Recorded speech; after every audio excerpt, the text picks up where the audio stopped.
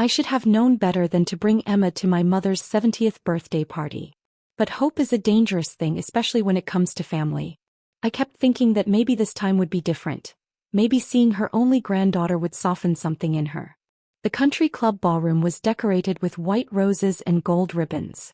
My mother sat at the head table in her emerald dress, holding court like the queen she'd always imagined herself to be. My sister Jennifer's 3 children surrounded her, laughing at her jokes and posing for photos. Perfect grandchildren from the perfect daughter. Emma and I stood near the entrance. She wore the yellow dress I'd saved 3 months to buy, her dark hair in careful braids. She clutched a wrapped present against her chest. "Mommy, when do I give Grandma her gift?" Emma whispered. "Soon, sweetheart. Let's wait for the right moment." My brother-in-law spotted us first. "Oh, you actually came," he said, not bothering to hide his surprise. "Didn't think you could afford the entry fee to this place." I forced a smile. "It's Mom's birthday. Of course we came." Jennifer approached with her usual concerned expression that never quite reached her eyes. "Sarah, I'm glad you're here. Mom was wondering if you'd show up." She glanced down at Emma. "Oh, you brought her. Her name is Emma. Your niece. Right. Well, try not to let her touch anything. Everything here is quite expensive." Emma's hand tightened in mine. She understood more than people gave her credit for. We made our way to our assigned table, naturally placed at the far corner of the room, away from the family tables.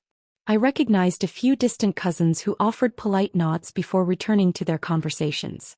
We didn't belong here. We'd never belonged anywhere in this family. The evening proceeded with speeches and toasts. My mother's friends praised her charity work, her volunteer efforts, her dedication to family. I watched Emma's face as my mother spoke about the importance of grandchildren, how they brought such joy to her life, how blessed she was to have such wonderful ones. She gestured to Jennifer's children, who stood and waved as everyone applauded. Emma looked up at me. "Mommy, why didn't Grandma mention me?" "She has a lot of people to thank, honey. I'm sure She forgot about me again." I had no answer for that. Because my mother hadn't forgotten. She'd never acknowledged Emma in the first place. When the cake was brought out, a massive 3-tiered creation decorated with edible flowers, the room erupted in applause. My mother made a show of blowing out the candles, making a wish and cutting the first slice. The servers began distributing pieces to the guests. Emma's eyes lit up. She loved cake, especially chocolate. One of the servers approached our table with slices for the other guests but skipped right past Emma.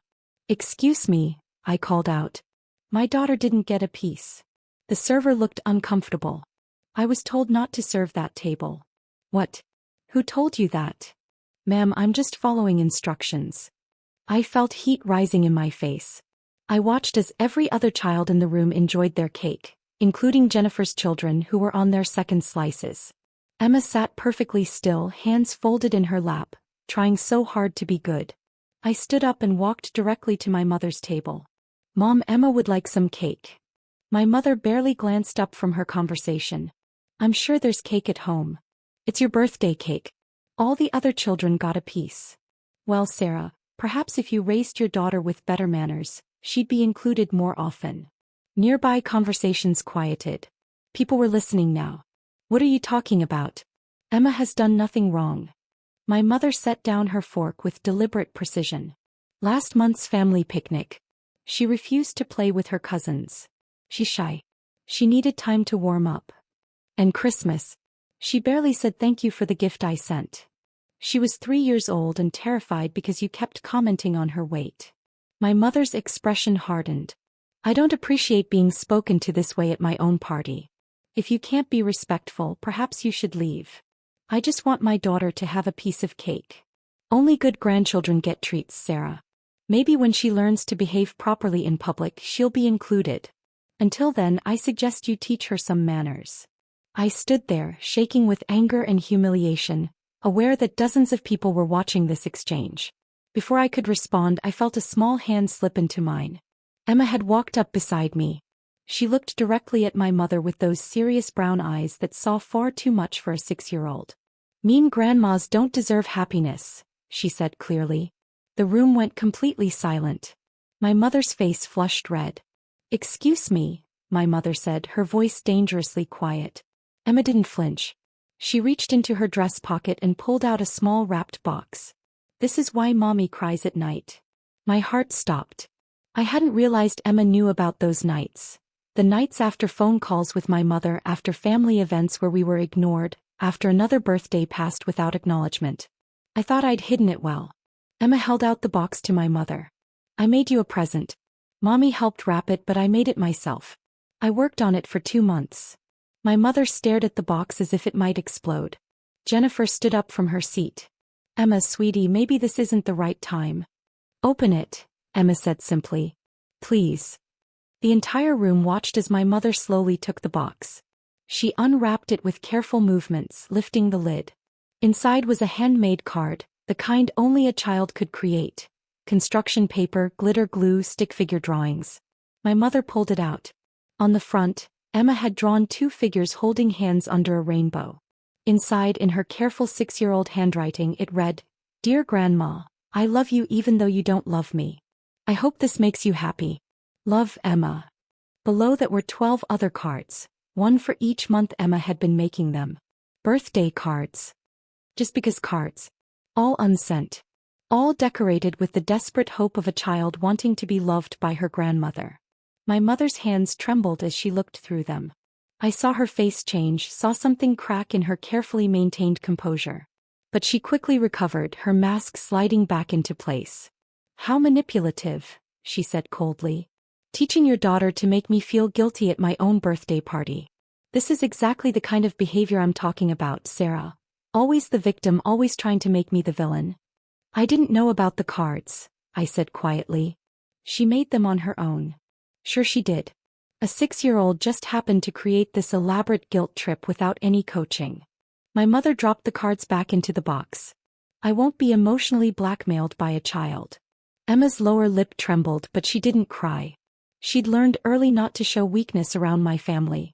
We'll leave, I said. Come on, Emma. Wait. Jennifer's husband stood up, his face unusually serious. Margaret, I think you should see this. He'd picked up one of the cards from the box. This one is dated 8 months ago, long before you even announced this party. He held up another. This one's from her 5th birthday. She wrote, I wish Grandma would come to my party. He looked at my mother. This isn't manipulation. This is a child who desperately wants her grandmother's love. My mother's jaw tightened. Stay out of this, David. I can't. Not anymore. He looked around the room. We've all watched this for years, watching you exclude Sarah and Emma. Making excuses. Pretending it's about manners or respect or anything other than the fact that Sarah didn't marry the man you wanted her to, didn't have the life you planned for her. How dare you? Emma is 6 years old, David continued. She's innocent in whatever issues you have with your daughter. And she's been making these cards, one every month, hoping that maybe this would be the month her grandmother would acknowledge her. Jennifer looked uncomfortable. David, this is Mom's birthday. Can we not do this now? When should we do it? At Emma's next birthday that no one attends? At party when we all pretend she doesn't exist? One of my mother's oldest friends, Patricia, spoke up from a nearby table. Margaret, I've known you for 40 years. This isn't who you are, or at least it's not who you used to be. My mother stood abruptly, her chair scraping against the floor. I won't be lectured at my own party. Sarah, take your daughter and leave. You've ruined enough. I bent down to Emma's level. Come on, sweetheart. Let's go home. Emma looked at the table full of cake, at her cousins who'd barely acknowledged her existence, at the grandmother who'd rejected her handmade gifts. Then she reached out and took my hand. We walked toward the exit, passing tables of relatives who suddenly found their plates very interesting. I held my head high, refusing to let them see how much this hurt. We were almost to the door when we heard it. Wait. I turned. My mother stood in the middle of the ballroom, the box of cards in her hands. She looked smaller somehow, older. The emerald dress that had seemed so regal now just looked like a costume. These cards, she said, her voice barely carrying across the silent room. You really made these yourself? Emma nodded. Every month. Another nod. My mother opened the most recent card again, reading the careful words. I love you even though you don't love me. She looked up at Emma with something I'd never seen in her eyes before, something that might have been shame. I do love you, my mother said quietly. I just forgot how to show it. Emma didn't run to her. She wasn't that naive. She just stood there holding my hand waiting. I'm sorry, my mother said. I'm sorry for the cake.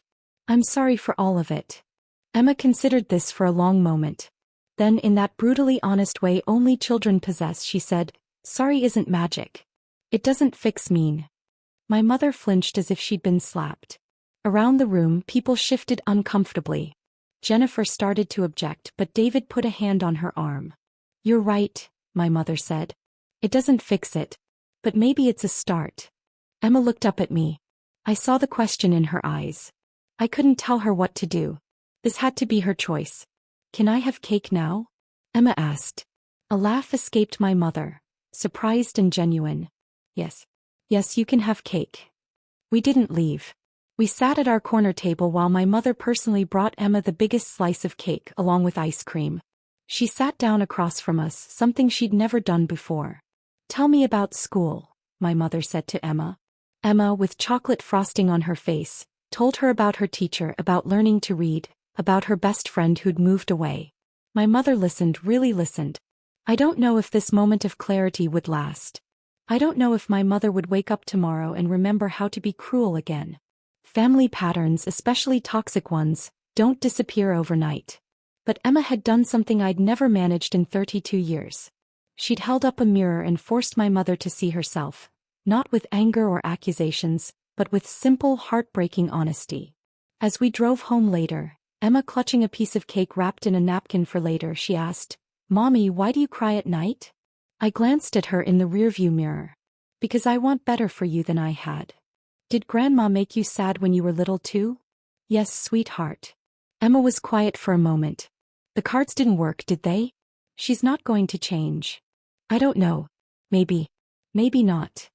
That's okay, Emma said. I have you. That's enough. And somehow, hearing those words from my 6-year-old daughter, I realized she was right. It was enough. More than enough.